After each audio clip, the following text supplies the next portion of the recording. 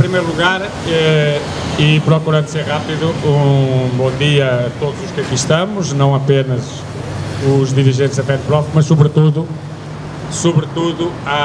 às outras pessoas, aos outros cidadãos e cidadãs, representantes das associações de pessoas deficientes, também aos pais e encarregados de educação, e dizer que a nossa preocupação primeira e principal em relação à abertura do ano letivo é precisamente, como a Ana Simões acaba de dizer, a necessidade de serem criadas condições nas escolas para que elas possam reabrir em segurança e, sobretudo, capazes de poder dar as respostas que são necessárias aos alunos, aos jovens, às crianças, não apenas respostas normais, como sabemos, mas, sobretudo, respostas excepcionais, tendo em conta tudo aquilo que se passou nos últimos meses. Como a Ana falou já do inquérito que fizemos sobre a educação social, tínhamos feito um outro, também anterior, sobre o ensino à distância, e as conclusões eram claras, aliás, nem sequer é inédito no inquérito que fizemos, é o que resulta em qualquer levantamento feito pela Universidade Nova, por várias entidades do nosso país e também no estrangeiro, é que todo este tempo de ensino à distância, por grande que tivesse sido o esforço, e foi enorme, dos professores, dos pais encarregados de educação, dos nossos jovens, por grande que tivesse sido esse esforço, e foi um esforço acrescido, as desigualdades dispararam porque, efetivamente, há um conjunto de respostas e de apoios que não são possíveis de dar sem estar presenciais, sem serem apoio direto. E isso levou a que, de facto, as desigualdades se acentuassem. Por vezes há muito aquela ideia de dizer, bom, as desigualdades acentuaram-se porque havia crianças e jovens, famílias, que não tinham equipamentos, que não tinham telemóvel, que não tinham rede, que não tinham computador, que não tinham internet. Não foi só isso. Houve muitos outros fatores, e um deles também as dificuldades, ou a falta mesmo, ou a dificuldade de autonomia no trabalho a esse nível, nos casos por razões que têm a ver com a deficiência, noutros casos têm a ver com a própria idade, crianças muito pequenas, noutros casos têm a ver com a impossibilidade das famílias poderem apoiar, e de facto aquilo que nós hoje temos é a necessidade de dar uma resposta tremenda, e as escolas têm que o conseguir dar a estes alunos que em setembro deverão regressar às escolas. Nós entendemos, que aliás temos-lo dito e até escrevemos, que nada substitui a escola e nada substitui o presencial. Mas uma coisa é verdade, e o Ministério da Educação parece não acolher ou não acompanhar isso, é que para que as escolas possam dar a resposta presencial que tem que ser dada a todos os alunos, nós temos que ser muito exigentes, desde logo nas condições de segurança sanitária. Porque senão o que vai acontecer, como aconteceu em outros países, é que as escolas abrem e passado poucos dias estão a fechar. E eu acho que é isso que vai pela cabeça do Ministério da Educação. Criar condições que sejam condições de segurança sanitária efetivas e que permitam, de facto, que todos estejam nas escolas, custa dinheiro, portanto é preciso investir, é preciso estar consciente de que se quer mesmo que o ensino seja presencial. E o Ministério da Educação acho que joga com o vírus. Toda a gente diz que em outubro isto volta a haver uma grande vaga, portanto isto significa que vai tudo para casa de novo e portanto não vale a pena estar aqui a criar problemas e a gastar dinheiro. E é isso que tem feito. As orientações que chegaram às escolas, não é? Que nós temos aqui, são orientações que, como diz o líder de uma das associações de diretores do nosso país, não são orientações, são desorientações, de tal ordem que a maior parte das escolas, se nós formos ver como é que se estão a organizar, já se estão a organizar para que o ensino continue a ser à distância, se não na totalidade, pelo menos em parte dos alunos, porque já perceberam que é impossível, com as orientações que chegaram do Ministério da Educação e com a falta de recursos que existe nas escolas e que o Ministério da Educação não vai acrescentar. Por exemplo, todos temos ouvido, o Sr. Ministro tem dito, que as escolas vão ter um reforço de 2.500 professores. Dito assim, nós dizemos, ei, tanta gente.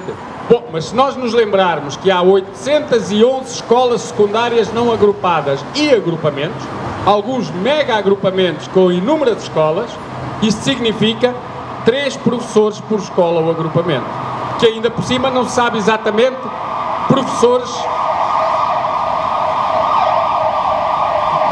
aí que vai passar... que ainda por cima, dizia, não se sabe exatamente professores para quê, de quê, para dar que tipo de apoio. O que se sabe, já se ouviu, é que é para as escolas poderem reforçar tutorias reforçar coadjuvações, reforçar apoios, reforçar equipas multidisciplinares, reforçar coordenação de mentorias, e nós perguntamos, 3 professores a mais nas escolas, isto nem antes da pandemia seriam suficientes para as respostas que as escolas continuam a ter dificuldade em dar.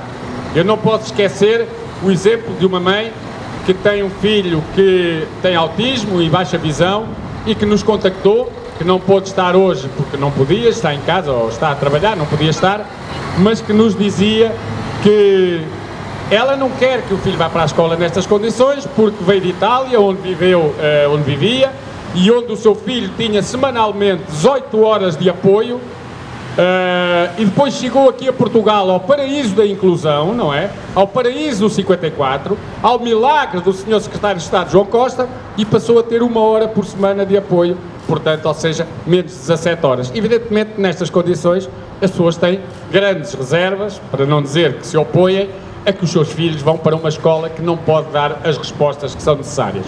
E, portanto, se nós falarmos naquilo que são as condições em geral da abertura do ano letivo, isto já é complicado, porque a Direção-Geral da Saúde, e nós não podemos esquecer a situação em que estamos, vem dizer, nas orientações deste mês, do dia 20/7, começa por dizer que, com base na evidência científica atual, este vírus transmite-se principalmente por contacto direto, disseminação de gotículas respiratórias, produzidas quando uma pessoa infectada tosse, espirra ou fala, que podem ser inaladas ou pousar na boca, nariz ou olhos de pessoas que estão próximas a menos que 2 metros.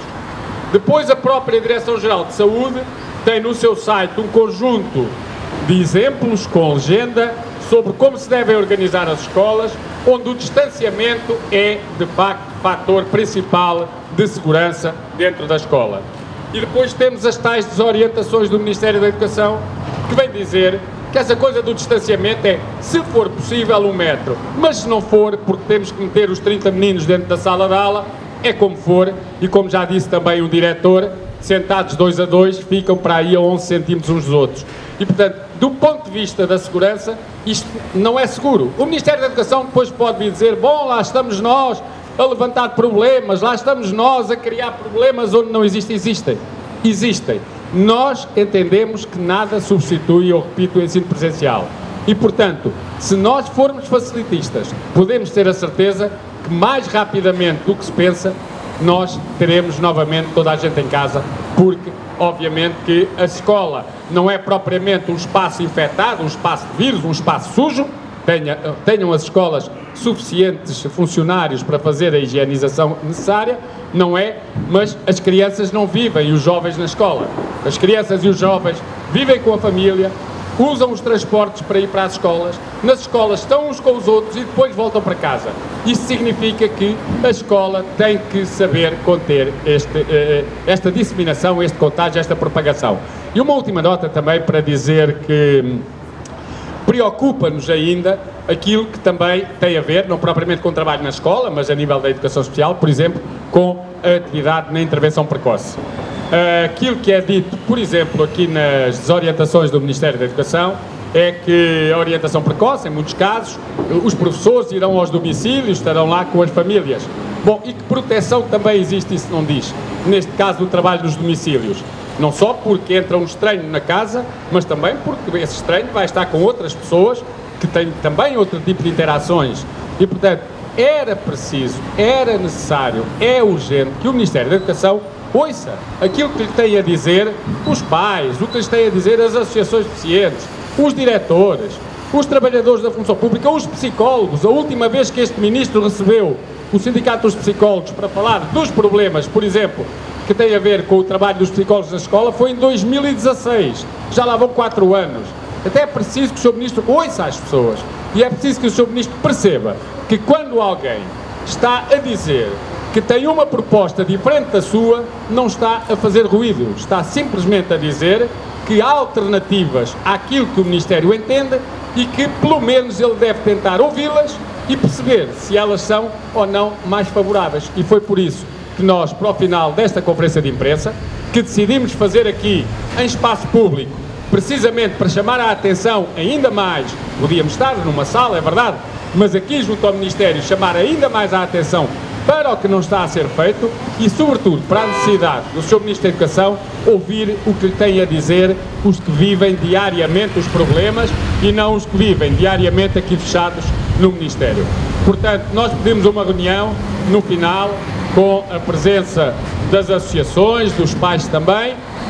Não recebemos resposta, é verdade, mas iremos lá dentro no final para saber se há ou não disponibilidade para a reunião hoje e, se não houver hoje, dizer-lhes que nós estaremos disponíveis para uma reunião noutro dia qualquer, assim o Ministério queira ouvir os outros e, portanto, marque uma data e uma hora que nós todos cá estaremos. E da nossa parte é isso e, portanto, dizer que o que nos move hoje, essencialmente, e enquanto professores e representantes dos professores, é criar condições para podermos dar a resposta que toda a gente diz que é a resposta que tem que ser dada, que é presencial, mas que já se percebeu que o Ministério da Educação não está a apostar nessa resposta, mesmo dizendo que a vai dar. Só mais um exemplo, é porque depois aqui falam-se em números, falou-se em 7 milhões de euros para comprar máscaras para o primeiro período do ano que vem. Pronto, 7 milhões é muito dinheiro, mas, primeira dúvida, máscaras comunitárias que os jovens, que os alunos usarão durante um mês, quer dizer, 25 dias de utilização. Bom, do ponto de vista da segurança sanitária, é discutível que 1.200.000 alunos tenham máscaras para usar durante o mês, com as condições que não conhecemos de higienização, poderão ou não existir, mas que depois vão partilhar espaços com outros. Mas ainda assim, se nós nos lembrarmos que vamos ter 1,5 milhão de pessoas, entre alunos, professores, não docentes, psicólogos, assistentes, nas escolas, significa que o primeiro período, tendo 3 meses, serão precisos 1,5 milhão por mês, 4,5 milhões de máscaras sociais. Se elas tiverem um mínimo de qualidade, porque se for para pôr um panito à frente, também arranjamos lá em casa, não é? Elas custarão qualquer coisa como 2 euros. Ora, 4,5 milhões de máscaras a 2 euros são 9 milhões, portanto 7 milhões pareciam muito. Sendo que o Ministério ainda diz que esse dinheiro é para as máscaras, é para as viseiras, é para as luvas, é para as batas, é para os aventais, é para o gel. Todos já percebemos quem é que uma vez mais vai ter que entrar e que se atravessar com as coisas. Não vai ser certo o Ministério da Educação, vão ser os pais e vão ser os professores e vão ser as escolas com o dinheiro que não têm e eventualmente pedir às câmaras que nos casos apoiam, noutros casos nem por isso, e portanto é assim que a educação continua a viver no nosso país e de uma forma ainda mais grave quando nós estamos a falar de crianças e jovens com necessidades educativas especiais.